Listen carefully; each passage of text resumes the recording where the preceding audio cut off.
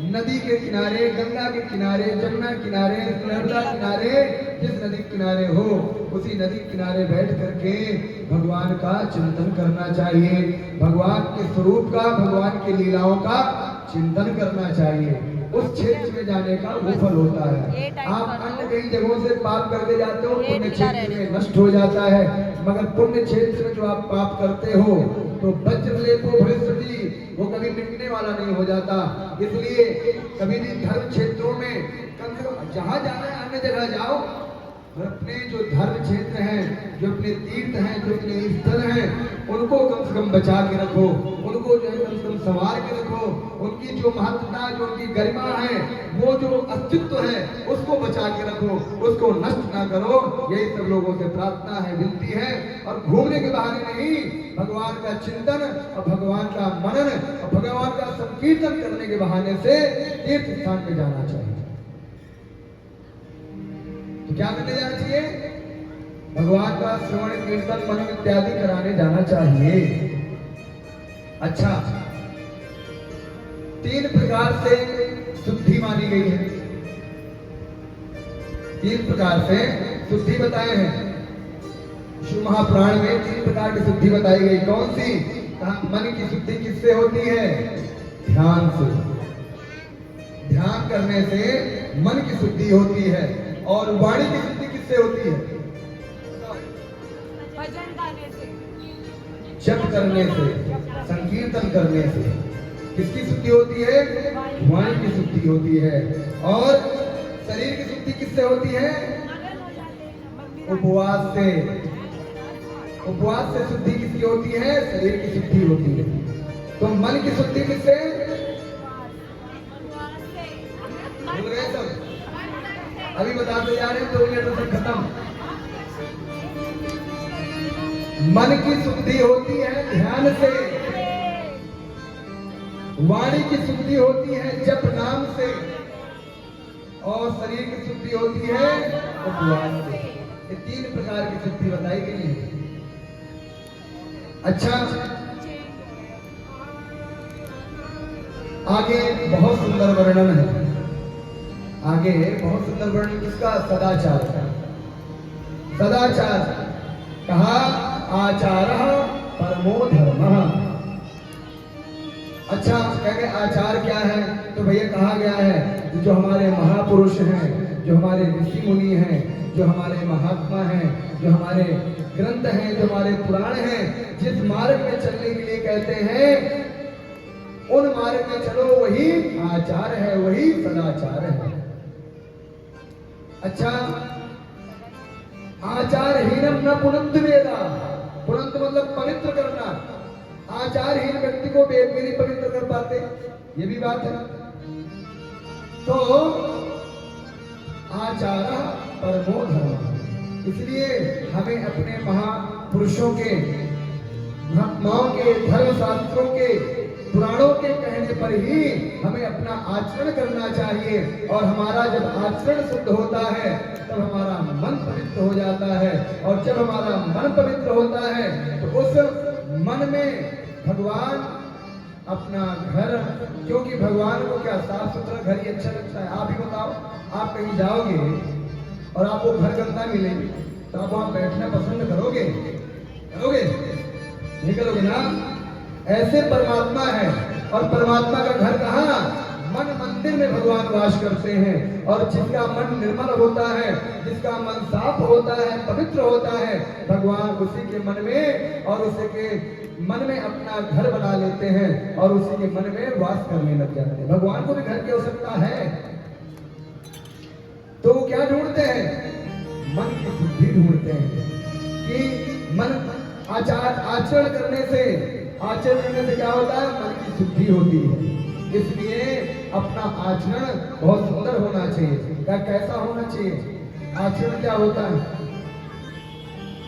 तो कहा कि ब्रह्म मुहूर्त में पहले सुबह सुबह उठो, और ब्रह्म मुहूर्त में उठ करके शौच क्रिया इत्यादि करके अपने शरीर को पवित्र करो। और शरीर को पवित्र करने के बाद भगवान का कीर्तन करो, भगवान संध्या उपासना करो, भगवान का पूजन करो। भगवान को भोग इत्यादि लगाने के उसके बाद फिर अपने गृहस्थ आश्रमों को कार्य करो। पति को क्या चाहिए, बेटे को क्या चाहिए, किसको क्या आवश्यकताएं हैं, उन सभी आचरण को करना चाहिए। उसके पूर्व, उसके पहले सूर्य भगवान को जल दे, भगवान शिव को जल दे, भगवान शिव को जल चढ़ाया करके भगवान की पूजा करे, वंदन करे।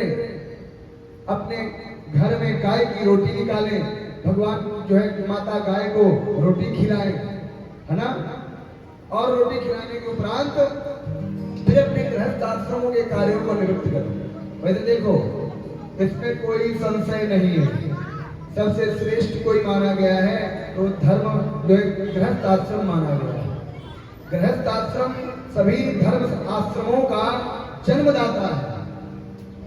इसलिए भगवान कहते हैं जो गृहस्थ आश्रम में, क्योंकि जब गृहस्थ आश्रम में भाई सन्यासी साधु बनोगे, संत बनोगे, तो उन्हें न तो घर की टेंशन, न उन्हें ऋण की चोट, न धन की फिक्र, उन्हें कोई फिक्र नहीं होती। जहां पढ़े वही भगवान का नाम, जहां पावे खा लिए, जय सीताराम, यही होता है ना। पर गृहस्थ आश्रम में क्या होता है? गृहस्थ आश्रम में अपने साथ साथ 4 लोग 5 लोग पूरा परिवार जुड़ा होता है। और अपने पेट के बारे में पहले नहीं, अपने शरीर के बारे में पहले नहीं, पहले किसके बारे में सोचा जाता है? पहले अपने बच्चों के, माता पिता और परिवार के बारे में सोचा जाता है। और जो ऐसा सोचता है और करता है वही आचरण है। तो इसलिए गृहस्थ आश्रम सबसे श्रेष्ठ आश्रम माना गया है, सबका जन्मदाता माना गया है। कोई बड़ा विद्वान भी कोई पैदा हुआ तो गृहस्थ आश्रम से उत्पन्न हुआ। कोई बहुत बड़ा विशाल कोई संत पैदा हुआ, वो भी गृहस्थ आश्रम से ही पैदा हुआ। अनेक प्रकार के जो भी यति रति जो भी जैसे उत्पन्न हुए, वो सारे के सारे कहां से? गृहस्थ आश्रम से।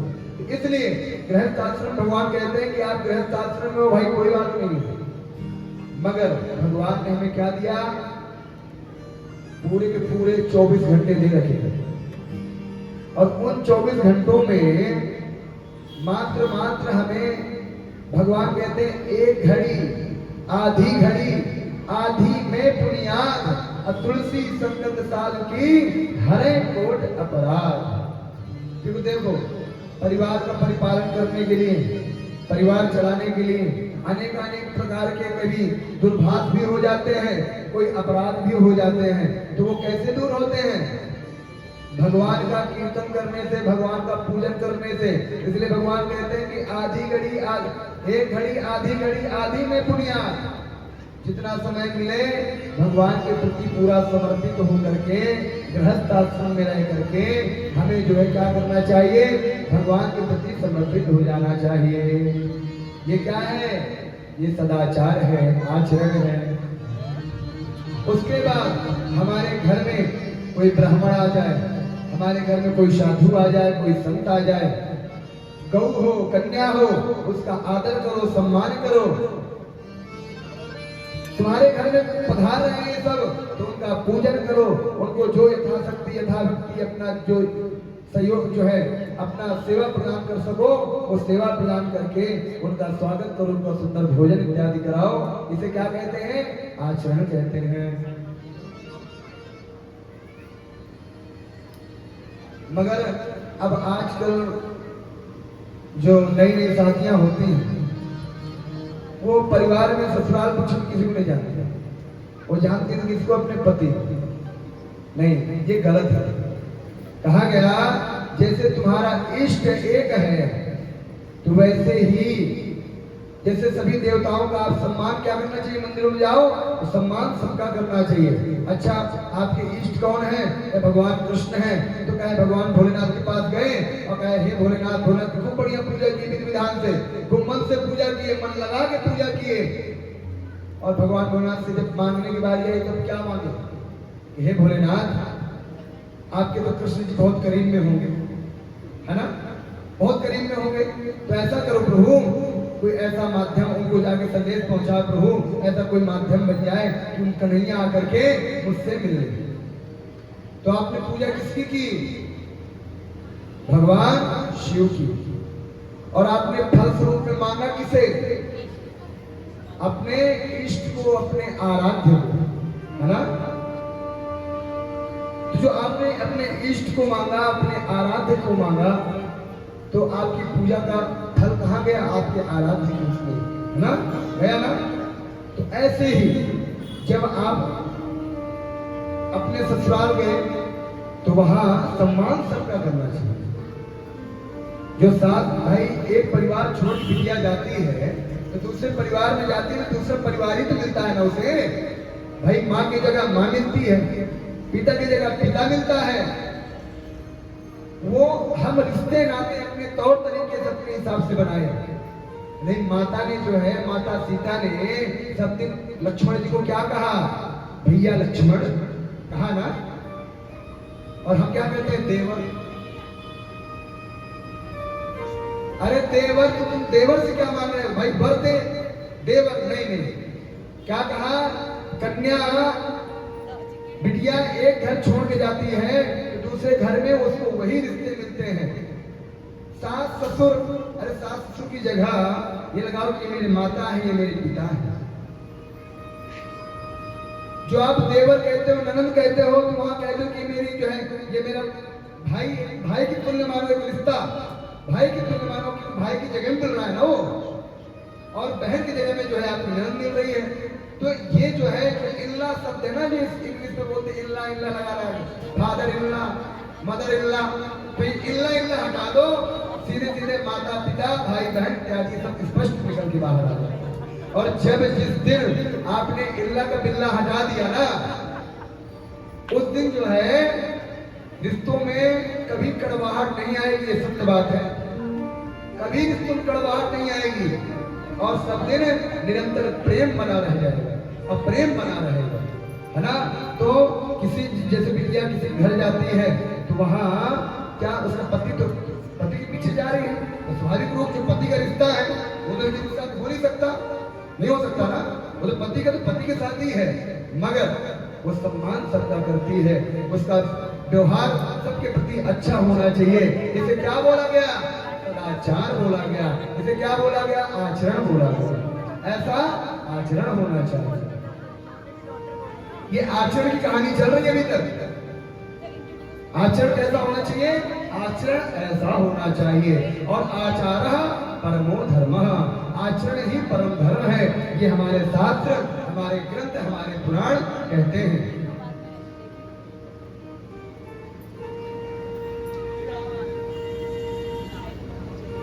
सदाचाराय तो विद्वान ब्राह्मणो नाम नामतः, वेदाचार्य तो विप्रो हे तेरे कहा सदाचार का पालन करने वाला, सत्य ब्रह्म और परम ब्रह्म को जानने वाला यथार्थ में ब्राह्मण है। ऐसा ब्राह्मण है। और केवल जो वेदोक्त आचरण को पालन करने वाला है उस ब्राह्मण को विप्र कहेंगे। और सदाचार वेदाचार इससे युक्त हो गया तो उसको द्विज कहेंगे। इसलिए भी कहा गया कि जो ब्राह्मण, पहले देखो चारों वर्ण के बारे में बताया गया है। ऐसा नहीं कि ब्राह्मण को पहले आते हैं, ब्राह्मण के बारे में पहले उदाहरण दिया जा रहा है, फिर उसके बाद क्षत्रिय भी आएंगे, क्षत्रिय भी बताया जाएगा, वैश्य भी आएंगे, शूद्र भी आएंगे, सदाचार में। तो कहा कि ब्राह्मण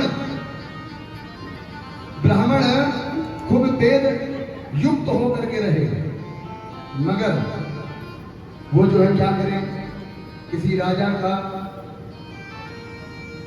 मंत्री बन जाए इत्यादि, पुरोहित बन जाए, मंत्री आदि बन जाए, तो उससे उसकी रोजी जो चलती है, रोजी रोटी हो गया ना भाई। मंत्री बना, पुरोहित बना राजा का, तो क्या हुआ? वो किस लिए बना? रोजी रोटी के लिए तो बना। तो रोजी रोटी के लिए बना तो ब्राह्मण को क्षत्रिय कहा गया। इन ब्राह्मणों में देखो चारों अलग अलग बताया गया कर्म के अनुसार। तो कहते हैं ना कि कहीं गए तो कहते हैं भैया अरे हम भी तो ब्राह्मण हैं। कहते हैं बहुत से ऐसे समाज मिल जाते हैं, अरे महाराज हम भी ब्राह्मण बैठे हैं, पर महाराज हमको क्या पता कि ब्राह्मणों में भी विभाजित है अलग अलग कर्म के अनुसार, ब्राह्मण भी विभाजित है। आप जो है शाम को बढ़िया लंबे लंबे उठाओ और उन्हें पी जाओगे लड़ा के और कहते तुम ब्राह्मण हैं, बढ़िया नाश्तों में इत्यादि इत्यादि का उपयोग करो, खाओ, और कहते हम ब्राह्मण हैं। जो आज जो पशु पक्षी एक दूसरे को मार मार के खाते हैं, ऐसे पशु पक्षियों को मार मार के खाओ और कह दो हम ब्राह्मण हैं, वो ब्राह्मण नहीं होता, वो ब्राह्मण शूद्र के समान हो जाता है, वो निधन हो जाता है, उसका कोई जो है अस्तित्व नहीं रह जाता। ऐसे श्री पुराण में बताया गया, ब्राह्मणों के बारे में, सबके बारे में नहीं बताया गया। तो और क्या, जो ब्राह्मण खेती और व्यापार करके अपना निर्वाह करता है, निर्वाह मतलब घर चलाता है, उस ब्राह्मण को क्या कहा गया है? उस ब्राह्मण को वैश्य कहा गया है, वो वैश्य कैटेगरी में आता है। और जो स्वयं खेत जोतता है, मेहनत मजूरी करता है, अब मेहनत मजूरी करके और अपना जो है परिवार चलाता है, घर चलाता है, तो उसको क्या, उस ब्राह्मण को क्या बोलते हैं? शूद्र बोलते हैं, शुद्ध ब्राह्मण होता है। और जो ब्राह्मण भले ही विप्रोचित धर्म का पालन करता हो, किंतु सदा दूसरों के दोष ही देखता है, पर द्रोह करता है, उसको महापुरुष कह रहे हैं आशुयालो परद्रोही चांडाला तुझ उच्चते। उस ब्राह्मण क्या गया? चांडाल का स्वरूप माना गया। कहे कौन? जो परद्रोह करता हो, दूसरों के द्वेष देखता हो, उस ब्राह्मण को चांडाल के स्वरूप माना गया है। अब चले हो गई बात इसी ब्राह्मणों की। अब क्षत्रियों में कहा गया इसी प्रकार से क्षत्रियों में भी अलग अलग क्षत्रिय हैं। कहा जो न्याय पूर्वक प्रजा का पालन करते हैं वो राजा हैं क्षत्रियों में, जो राजत्वहीन क्षत्रिय हैं और व्यापार करके अपना काम चलाते हैं वो वैश्य हैं। और दूसरे लोग जो वैश्य न होकर के वणिक हो जाते हैं, जो शूद्र इत्यादि वैश्य इत्यादि हैं, वो सब वणिक के गणित उसमें आते हैं, गणना में आते हैं। तो सदाचार वर्णन हर मनुष्य को ब्रह्म वेला में उठ ही जाए, उस काल आने पर वह अपने आसन पर बैठ जाए और मलमूत्र का त्याग ब्रह्म आने से पहले, ब्रह्मोट आने से पहले कर दे और शरीर को जल और मृतिका आदि मात्रा में लेकर अपने शरीर को शुद्ध करे। निषिद्ध तिथियों में दातून आदि ना करे। जैसे बाल अन्य दिनों में नहीं कटवाए जाते, तो बाल किसमें कटवाए जाते हैं? बुधवार या शुक्रवार को कटवाए जाते हैं। इन दिनों में कटवाए जाते हैं, तो बाल इत्यादि का छौर कर्म इत्यादि इन दिनों में ही करना चाहिए। ये क्या कहलाता है? सदाचार कहलाता है। और कहा मूत्र त्याग करके हर व्यक्ति को 4 बार कुल्ला करना चाहिए। शौच के बाद 8 कुल्ला, भोजन के बाद 12 कुल्ला करना चाहिए। ऐसा जो करता है वो कौन होता है? सदाचारी होता है। सदा धुला हुआ पवित्र वस्त्र धारण करना चाहिए, स्नान आदि करके भस्म तिलक धारण करना चाहिए। और देखो जो स्नान आदि करके भस्म धारण करता है ना, तो एक और भी उसके लिए बहुत अच्छा विशेष बात हो जाती है। क्या हो जाती है? भूत प्रेत पिशाच इत्यादि उसको छूते नहीं है। जो भस्म धारण करता है ना, बड़ा बैताल ब्रह्मराक्षस भूत इत्यादि उसको नहीं छूते। कहते महाराज तो पहले से में धारण करके इसको हाथ जोड़ो, ये बाबा का शिष्य है, इसलिए भस्म धारण करने वाले को ये सब चीजें नहीं छूती। इस प्रकार से ब्राह्मण को चाहिए कि 70 वर्ष के बाद वैराग्य धारण कर लेना चाहिए। यदि नियम का उल्लंघन हो जाए, यदि 1 महीने तक नियम का उल्लंघन हो जाए, तो क्या करना चाहिए? अपने गुरु के शरण में फिर जाना चाहिए और दोबारा से मंत्र जाप लेकर के उस जो नियम धर्म कर्म होता है उसको पुनः प्रारंभ कर देना चाहिए। सत्संगा सर्वमे तत्त्वै नराणां जायते द्विजा धन धान्यार्यं सर्वं देवं वै गृहमेधिनाम्। अब भैया सदाचार की बात छोड़ो, अब चलते किसमें? भगवान के प्रसाद की बात करते हैं। क्योंकि हमें 7 बज गया है और कार्तिक का भी समय हो रहा है, इसलिए हमें जो है ना ये आज की कथा यहाँ पे पहुँचाना है। कहाँ तक? भगवान शिव के प्रसाद के बारे में आप जानो, लेना चाहिए, खाना चाहिए या नहीं खाना चाहिए, है ना? ये बहुत बड़ा प्रश्न काफी लोगों के मन में होता है। कोई कहता है महाराज शिवलिंग का चढ़ो कैसे दे यार, नहीं चाहिए, हम नहीं देते, हम नहीं खाते, नहीं खाना चाहिए। वो खुद ही बताने लगते हैं क्या। तो हमारे शिव पुराण में कहा गया है, एक बार जो है शिव संहिता में ये कथा आती है कि एक बार जो है ब्रह्मा जी, एक बार तो भजन कर लो फिर चालू करें, नहीं विलंब हो जाए, कोई बात नहीं, 15 मिनट है, उसके बाद आरती करें, ठीक है। एक बार क्या हुआ, ब्रह्मा जी रामार्चन यज्ञ किए। समझना, ये बहुत ध्यान देके सब लोग एकदम एकाग्र होकर के 15 मिनट बाद सुन लो, 15 मिनट की कथा है। एक बार ब्रह्मा जी, शिव संहिता की कथा है, शिव संहिता में आप देख लेना, उसमें एक प्रसंग है। कहा एक बार ब्रह्मा जी रामार्चन यज्ञ किए, बहुत पवित्र पावन यज्ञ है, भगवान राम का है, और ब्रह्मा जी ने रामार्चन यज्ञ किया।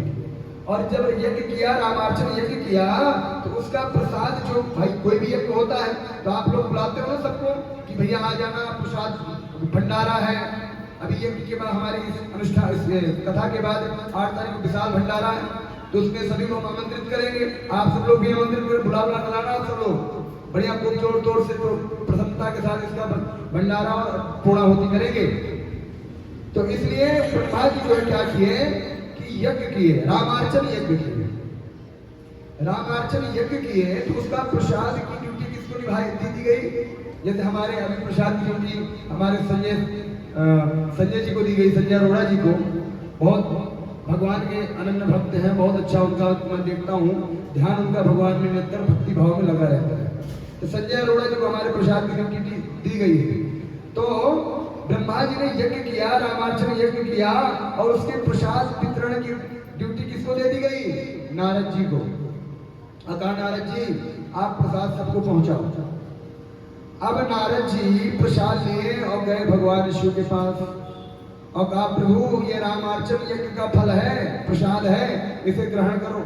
अब वो दे करके आ गए, भगवान शिव ने देखा कि मेरे आराध्य का प्रसाद आ गया, तो वो जो मग्न हो गए और नाचने लग गए, और नाचते हुए भगवान ने उस प्रसाद को ग्रहण कर लिया। जब भगवान ने उसे ग्रहण कर लिया, उसमें पार्वती नहीं थी, उस समय सती जी थी, उस समय सती थी, पार्वती नहीं थी। तो भगवान शिव ने उस प्रसाद को ग्रहण कर लिया। अब भगवान शिव ने उस प्रसाद को ग्रहण कर लिया, इधर जाते हुए उनको रास्ते में कौन मिल गई, सती जी। किसको, नारद जी को। और नारद जी कहा नारम ग्यारम प्रदाति नारद, है ना। भगवान ऐसा नहीं, ऐसे महापुरुष, ऐसे दिव्य हमारे नारद जी हैं, जिसको मिले ना, चाहे ध्रुव हो, चाहे प्रहलाद हो, कोई भी हो, जिसको मिले उसको भगवान मिले ही मिले हैं, ऐसे नारद जी हैं हमारे। तो उस उन्होंने उनको मिला कौन, सती जी मिली, अपने सखियों के साथ नहाने गई थी सखी जी। और उस समय जब उन्होंने नारद जी भगवान शिव को प्रसाद दिया, भगवान शिव उसको पा गए पूरा, भाई मेरे प्रभु का प्रसाद है, और नाचते गाते पूरा पा लिए प्रसाद को। अब जब प्रसाद को पा लिए, अब इधर सती जी से बोल दिए नारद जी कि माता रामार्चन यज्ञ का प्रसाद हम स्वामी जी को आपके लेके आए हैं, और आप पहुंचो, आप भी प्रसाद ले लेना। अब नारद जी क्या किए, आग लगा दिए, चले गए। अब नारद जी ने दे दी सूचना सती महारानी को, अब सती महारानी को सूचना दे दी, सती महारानी गई भगवान शिव के पास, और भगवान शिव के पास गई और कही कि प्रभु हमारा प्रसाद का लाओ, प्रसाद लाओ। अरे देवी मैंने तो उसको पूरा पा लिया, मैं तो ऐसे प्रभु का प्रसाद आया था और मैं प्रसन्न हो गया, अब प्रसन्न होकर के मैंने पूरा प्रसाद ग्रहण कर लिया। माता को आया क्रोध, सती मैया को, अच्छा बताओ इतने दुर्लभ से प्रसाद मिला था रामार्चन यज्ञ का, और आपने पूरा पा लिया, जाओ तुम्हें श्राप दे दें, तुम्हारा प्रसाद कोई नहीं पाएगा, तुम्हारा चढ़ा हुआ प्रसाद कोई नहीं पाएगा, और जो पाएगा वो कुत्ते का जन्म पाएगा। ऐसे माता ने कहा किसको, भगवान शिव को कह दिया। मगर वहां पे भाव ये नहीं, वहां पे भाव ये था कि जब प्रसाद किसी को मिले ना, तो प्रसाद कभी भी अकेले नहीं पाना चाहिए, उस प्रसाद को मिल बांट के सबके साथ में पाना चाहिए। जो लोग सबके साथ मिल बांट के खाता है उसमें दोष नहीं लगता, और जो प्रसाद बांट के नहीं खाता और भगवान का प्रसाद पा लेता है तो उसको दोष लगता है। ये तो शिव संहिता की प्रसंग है, शिव संहिता का प्रसंग है। अब आप आ जाओ इसमें श्री शिव महापुराण में आ जाओ, जिसकी चर्चा चल रही है। तो इसके अनुसार देखा जाए तो भगवान शिव के गण हैं। गण कौन कौन से हैं? कहा बाणासुर, चंद्र, रावण, रावण भी गणों में भी है, नंदी, श्रृंगी, भृंगी, ये भगवान शिव के कौन है? गण हैं। और भगवान का जब भोग लगता है उसके उपरांत इनके गणों को भी भोग लगाया जाता है, नहीं तो पूर्ण पूजा पूर्ण नहीं होती, इसलिए उनके गणों को भी भोग लगाया जाता है। इनके 7 गण हैं, बाणासुर, रावण, श्रृंगी, भृंगी, नंदी इत्यादि, चंड इत्यादि, 7 हैं। तो चंड उनमें से, चंड नामक जो गण थे वो सोचे कि बताया प्रभु जी का, भगवान का, हमारे प्रभु का प्रसाद हमें नहीं मिल पाता, तो जो है चले गए कहा हिमालय के कोने में जाकर के उन्होंने भगवान शिव का तप प्रारंभ कर दिया। अब भगवान शिव की तपस्या चालू कर दी और बड़ी घनघोर तपस्या की भगवान शिव। भगवान शिव की तपस्या घनघोर की, भगवान शिव प्रसन्न हो गए। अब कहा चंड क्या हुआ, बताओ क्या मांग रहे हो, इसलिए तपस्या कर रहे हो? इसलिए मैं तुम्हारे पास ही रहता हूँ। नहीं प्रभु, आप सबके साथ रहता हूँ और मुझे अकेले तुमसे बात करनी था। क्या प्रभु, जो आपका प्रसाद चढ़ता है ना, जो आपके बची हुई थाली होती है ना, जो आपका चढ़ा हुआ प्रसाद होता है ना, उसमें मात्र मेरा अधिकार होना चाहिए। तो भगवान शिव बोले कि देखो चंड, मेरे प्रसाद को देखो ब्रह्मा भी ग्रहण करते हैं, मेरे प्रसाद को देवता भी ग्रहण करते हैं, सभी लोग ग्रहण करते हैं, तो तुम्हें कैसे में जो है इसे अधिकार दे दूं? नहीं प्रभु, भाई कोई जिद्दी जैसे गुरु के शिष्य तमाम मिल जाते हैं, कहते नहीं गुरु जी की थाली हमें चाहिए, नहीं गुरु जी की थाली हम खाएंगे, होता है ना। ऐसे चंड ने कहा नहीं प्रभु, मुझे आपका प्रसाद पूरा चाहिए और मेरे अलावा कोई नहीं, मैं लूंगा आपका प्रसाद। तो भगवान सोचे कि ये तो जिद करके बैठा है, मानेगा तो है नहीं, तो अब क्या किया जाए? तो भगवान ने उसको कहा कि चलो कोई बात नहीं, मैं तुम्हें अधिकार देता हूं। कहा किसमें? कहा देखो तुम 12 ज्योतिर्लिंग जो हैं उनमें तुम्हारा कोई अधिकार नहीं है, तुम्हारा कोई दोष, मतलब उसमें तुम्हारा कोई दोष नहीं लगेगा, उसमें तुम्हारा कोई अधिकार नहीं। तुम कह दो कि उसमें मेरा अधिकार नहीं, उस 12 ज्योतिर्लिंगों में तुम्हारा अधिकार नहीं है। और किसमें नहीं है? कहा जो गंडकी नदी से जो शिवलिंग उत्पन्न होते हैं उनमें तुम्हारा बाण, पाषाण, जो पाषाण युक्त होते हैं, पाषाण मतलब जो पत्थर से टंकित, जो कारीगर बनाता है ना टंकित करके, उनमें तुम्हारा अधिकार होगा। भगवान शिव ने किसको कहा? चंड को कहा। क्या कहा? जो टंकित शिवलिंग होंगे, जो हाथ से बनाए हुए शिवलिंग होंगे, उसमें चढ़ा हुआ प्रसाद, उसमें चढ़ा हुआ प्रसाद तुम्हारा होगा। अन्यथा 12 ज्योतिर्लिंग बाण में भी आते हैं, आपके नर्मदेश्वर आते हैं, आपके जो है गंडकी नदी वाले आते हैं, तो इनमें भी तुम्हारा अधिकार नहीं रहेगा। और किसमें नहीं रहेगा? कहा रसायन पदार्थ, मतलब धातु, सोने चांदी इत्यादि के जो शिवलिंग होते हैं ना, पारा के होते हैं, सोने चांदी के होते हैं, और आपकी स्फटिक के होते हैं, अनेक अनेक जो रत्न, जो धातु रत्न होती है, जो रसायन धातु होती है, जो पिघलाने पर पिघल जाती है, रसायन होती है, उस धातु में तुम्हारा अधिकार नहीं होगा। और मात्र तुम्हारा अधिकार किसमें होगा? जो टंकित शिवलिंग होंगे उनमें तुम्हारा अधिकार होगा। उसमें भी जो तुलसी का पत्र डाल करके भगवान को अर्पण करेगा, उसमें भी तुम्हारा मतलब रहेगा तुम्हारा अधिकार, मगर कोई दूसरा भी पालेगा तो उसको दोष तुम्हारा नहीं लगेगा। तुलसी डाला करके भगवान के सामने पहले भगवान को भोग लगा दिए और वहीं पे भगवान शिव को लगा दिए, तो इसमें दोष, या तुलसी डाला करके या शिवलिंग के पास शालिग्राम जी को रख करके फिर भोग लगाते हो, या भगवान शालिग्राम को रख करके पूजा करते हो, टंकित शिवलिंग में भी उसमें भी दोष नहीं लगता। तो भगवान का प्रसाद क्या सीखे? भगवान का प्रसाद नर्मदेश्वर, 12 ज्योतिर्लिंग, जहां गंडकी से उत्पन्न होते हैं वो वाले शिवलिंग, जो रसायन पदार्थ होते हैं धातु इत्यादि, उनमें कोई दोष नहीं होता। जो टंकित होते हैं, जो कारीगर बनाते हैं, जो पाषाण से बनाए जाते हैं, पाषाण से पत्थर से बनाए जाते हैं, उनमें तुम्हारा अधिकार होगा। और जो है इतना कहकर भगवान अंतर्ध्यान हो जाते हैं, उसमें चलने का अधिकार होता है जो टंकित होते हैं। ये शिव पुराण की कथा है। इस शिव पुराण में प्रसाद के बारे में ऐसा बताया। आइए अब जो है एक भजन सुनेंगे, उसके बाद आरती करेंगे, क्योंकि समय ज्यादा बढ़ रहा है और आरती का समय भी हो रहा है मंदिर का, इसलिए मंदिर के नियमों में कोई विघ्नता ना आए, इसलिए जो है इस कथा को यहीं पर विराम करते हैं। कल लोग सब जो है 4 बजे उपस्थित होएगा। आज थोड़ी हमारा साउंड सर्विस खराब था, साउंड सर्विस खराब होने के कारण हम थोड़ा लेट आए, क्योंकि हमें इंतजार था कि सही हो तब आए, इसलिए नहीं आ पाए। और ये कथा जो है श्री नीलेश्वर महादेव सेवा समिति की तत्वाधान में हो रही है, जिसके संरक्षक मैं आप सब लोगों को नित्य प्रति बताता हूँ कि हमारे माननीय प्रेम चौधरी जी हैं और माननीय अरविंद दीक्षित जी हैं और जेपी शर्मा जी हैं। और इस जो कथा में सहयोग करता है अनेक प्रकार से, हर प्रकार जैसे साउंड की सर्विस हमारे रोहतास ठाकुर जी से, और प्रसाद के वितरण हमारे मुकेश मित्तल जी की ओर से, जो फूल इत्यादि जो यहाँ लगता है उसमें मुकेश मित्तल जी, अनेक प्रकार के सहयोगों से ये दिव्य कथा हो रही है। और प्रयास यही करेंगे कि हर वर्ष ऐसा ये जो हम ये 11 दिन का शुभ पुण्य पवित्र जो पर्व मना रहे हैं, श्रावण मास मना रहे हैं। और देखो आप लोग ध्यान दो, जिस दिन से कथा प्रारंभ हुई उस दिन से नित्य प्रति बारिश हो रही है। साक्षात प्रतीत होता है कि भगवान सावन देव भी हम पर अपनी कृपा दृष्टि बरसा रहे हैं और कृपा कर रहे हैं और कई संदेश दे रहे हैं कि आप हर वर्ष ये कथा करो।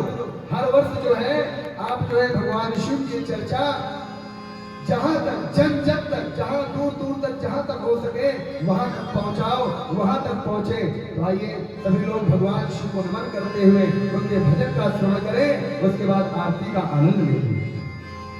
बोलिए शंकर भगवान की। तेरे डमरू की धुन सुनकर मैं काशी नगरी आई हूँ। ऐसे नहीं, बोलिए शंकर भगवान की, बोलिए नीलेश्वर महादेव की। तेरी डमरू की ध्वनि सुनकर मैं काशी नगरी आई हूँ। तेरी डमरू की ध्वनि सुनकर मैं काशी नगरी आई हूँ। तेरे भोले